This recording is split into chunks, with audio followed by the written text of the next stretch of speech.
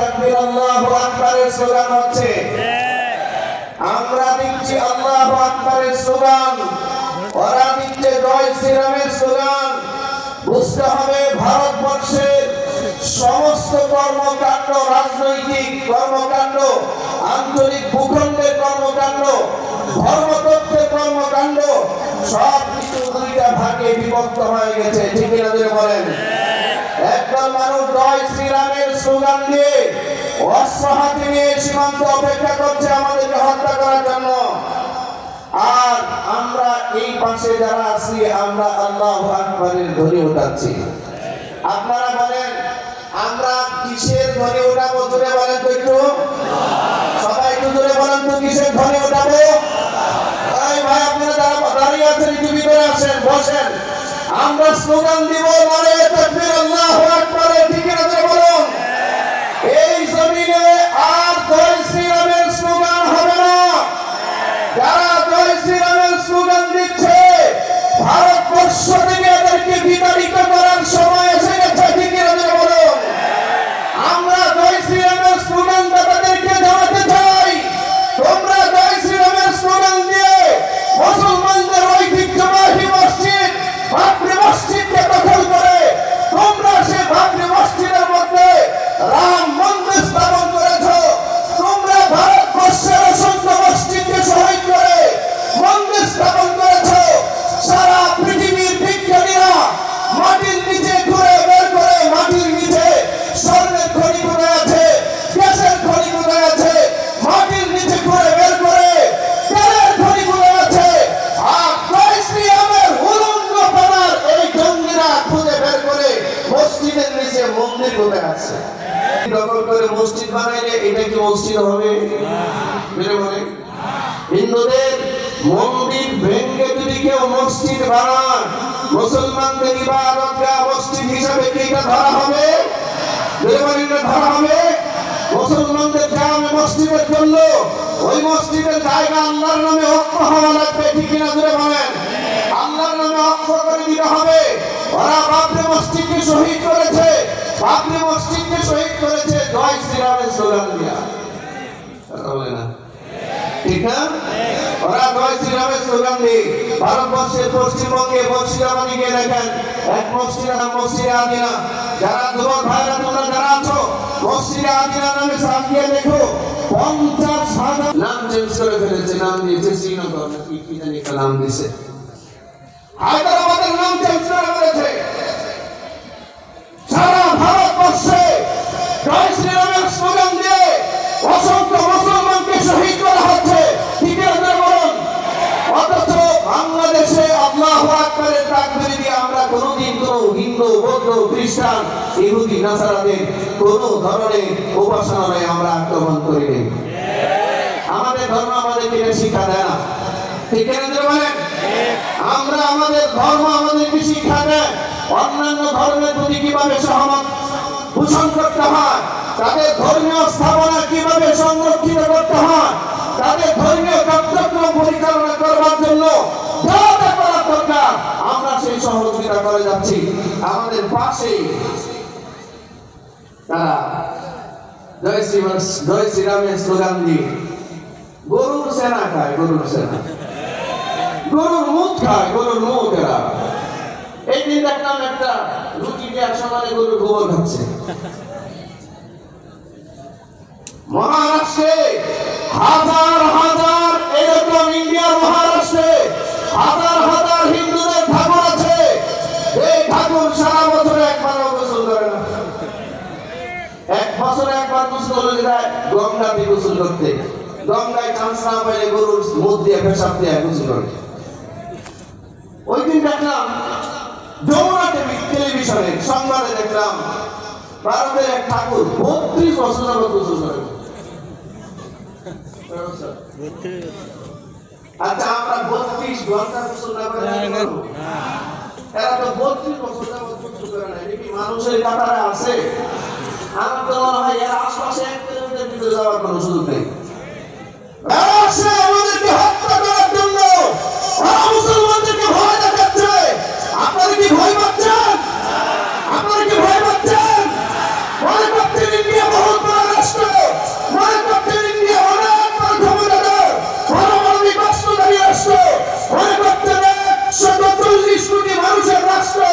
বাংলাদেশের মানুষের সংখ্যা মাত্র 20 কোটি, ওরা 140 কোটি। কেমনে পারবেন হুজুর? কোনোভাবেই পারবেন না। আমি আপনাদেরকে বদরের যুদ্ধ স্মরণ করাতে চাই। বদরের যুদ্ধে মুসলমানদের সংখ্যা কতজন ছিল? আর কাফের সংখ্যা কতজন ছিল? হুনাইনের যুদ্ধে মুসলমানের সংখ্যা মাত্র 12,000, কাফেরের সংখ্যা 30,000। রোমান সম্রাটদের বিরুদ্ধে যুদ্ধে মুসলমানদের সংখ্যা মাত্র 40,000, আর তাদের সন্ত্রাসীদের সংখ্যা ছিল 2 লক্ষের উপরে। আল্লাহ মুসলমানদেরকে বিজয় দান করেছেন। মুসলমানরা অস্ত্রের ক্ষমতায় বিজয় লাভ করে না, মুসলমানরা সংখ্যাগরিষ্ঠতা দিয়ে বিজয় লাভ করে না, মুসলমানরা যুদ্ধের ময়দানে বিজয় লাভ করে কার সাহায্যে?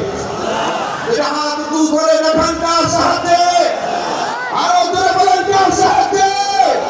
মুসলমানরা যুদ্ধের ময়দানে, জিহাদের ময়দানে আল্লাহর নামে অস্ত্র হাতে নিয়ে যখন ঝাঁপিয়ে পড়ে, আল্লাহর পক্ষ থেকে নুসরতের সাহায্য তাদের প্রতি আসতে থাকে। ঠিক আছে বলুন, ইতিহাসের সাক্ষী। আজ থেকে 1400 বছর আগে বদরের প্রান্তরে মুসলমানদেরকে সাহায্য করবার জন্য আল্লাহ আসমান থেকে ফেরেশতা পাঠিয়েছেন। সেই পাহাড়ে, ওই পাহাড়ের নাম জাবালুল মালাইকা। এখনো পর্যন্ত বদরের শহীদদের পাশে জাবালুল মালাইকা দাঁড়িয়ে আছে। ওই পাহাড়ে ফেরেশতা নাযিল হয়েছিল। সমস্ত ভারতবর্ষ, সমস্ত জাজিরাতুল আরবে পাহাড়গুলো হচ্ছে পাথরের পাহাড়। আর যেই পাহাড়ে ফেরেশতা নাযিল হয়েছে, এই পাহাড়টা বালুর পাহাড়। এখনো পর্যন্ত সাদা দেখা যাচ্ছে। আলহামদুলিল্লাহ বলবেন না? আপনাদের কাছে কি মনে হয় এই ফেরেশতারা সব নিহত হয়ে গেছে, বৎসরে চলে গেছে? আল্লাহু লা ইলাহা ইল্লা হুয়াল হাইয়ুল কাইয়্যুম। আল্লাহু আকবার। আমাদের আল্লাহ হচ্ছেন হাই, তিনি চিরঞ্জীব।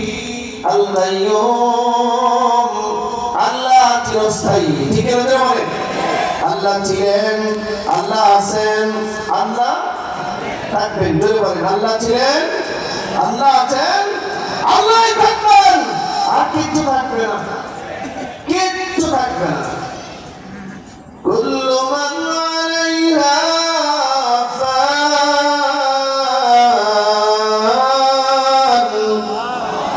এটা আসলে বলেন আল্লাহু আকবার। আমরা যেমনি কোরআন মাজিদ পড়ছি, পারবে দুনিয়ার কেউ গীতা নিয়ে পড়তে?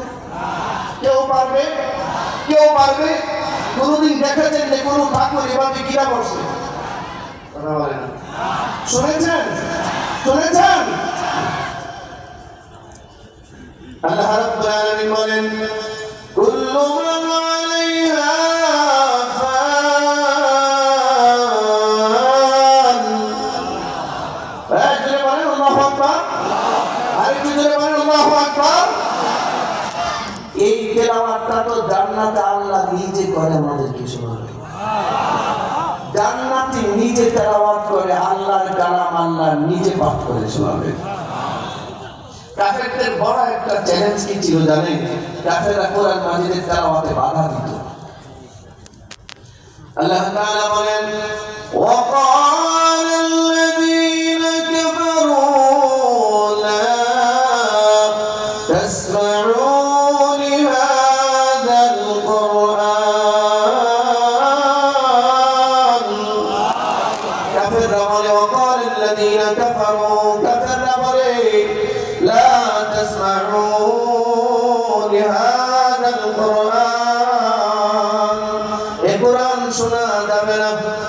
ওয়ালগাউ ফীহি, কোরআনের তেলাওয়াত যেখানে হয়, কোরআনের হালাল হারামের আলোচনা যেখানে হয়, এখানে হট্টগোল করো, চিৎকার করো, চেঁচামেচি করো, এখানে প্রতিরোধ করো, এটাকে শুনতে দেওয়া যাবে না।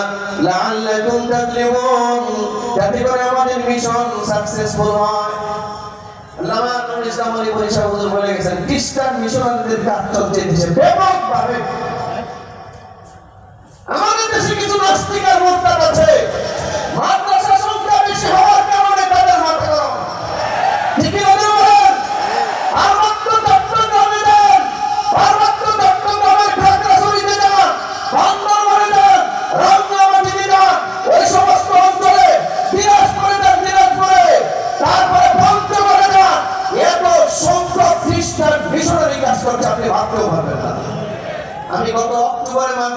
মিছিল দিনাজপুরে মাহফিলে গত 10-15 দিন আগে একটা লোক মারা গেছে। আমরা দাঁড়িয়ে মুসলমান মারা যাওয়ার পর আমরা কাফন পরাইছি, গোসল দিয়েছি, কাফন পরিয়েছি, জানাজা পড়েছি। জানাজা পরে তার লাশটা যখন আমরা কবরে রাখবো, এই মুহূর্তে খ্রিস্টান পাত্রী আসছে দুজন, এসে বলতেছে তোমরা লাশ কবরে রাখছো, এত মুসলমান নয়, এত খ্রিস্টান। আপনারা বলেন আমাদের সমাজে এরকম বহু লোক আছে না যে নামাজ পড়ে না? এই বেনামাজে মুসলমান বললে কি তার জানাজা হয় না? আমরা কি তার জানাজা দেই না? এরকম নামাজ কালাম পড়তো না কি, তারপরে তার জানাজা বলছে, লাশটা কবরে রাখছে। এই মুহূর্তে এসে বলছে যে আপনারা তাকে দাফন করছেন, ও তো মুসলমান না, অতটা ধর্ম পরিবর্তন করে দিয়েছে, তার ধর্ম খ্রিস্টান। গত 2 দিন আগের পত্রিকায় দেখেছি সেই পার্বত্য অঞ্চলে, সেই উত্তরবঙ্গে প্রায় 400 পরিবারের মুসলমানকে খ্রিস্টান বানানো হয়। 400 পরিবার এলাকার লোকজন পাত্রীদেরকে ধরে পিটালো, বলতেছে আমাদেরকে মেরে লাভ কি? আমরা যে বলছি ও খ্রিস্টান, আমাদের কাছে প্রমাণ আছে। কি প্রমাণ? বলো লাশ উঠাইছে, বলে শরীর থেকে কাপড়ের কাপড় সরান, কাপড়ের কাপড় সরাইছে, বলে পিঠটা ঘুরেন, পিঠ খুলেছে, দেখেন আমার পিঠের মধ্যে খ্রিস্টানদের ক্রুশ চিহ্ন দেওয়া আছে।